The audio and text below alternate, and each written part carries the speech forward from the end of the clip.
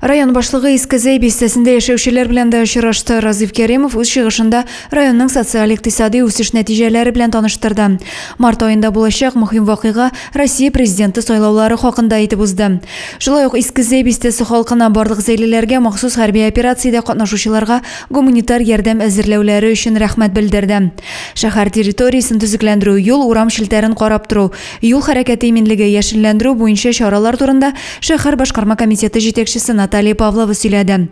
Микрорайондагы оператив хәл белән полициянең өлкән участок вәкаләтлесе Эдуард Әхмәтияров таныштырды.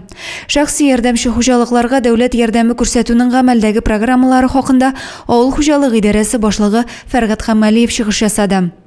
Халык җыенында Татарстан Дәүләт Советы депутаты Николай Нефёдов та катнашты. Ул үз чыгышында илдә гамәлгә ашырылучы проектлар, федераль һәм республика программалары хакында сөйләде.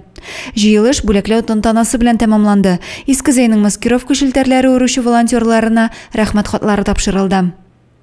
Адилә Бөрханова, Максим Майеров, Александр Тимофеев, Зей хәбәрләре.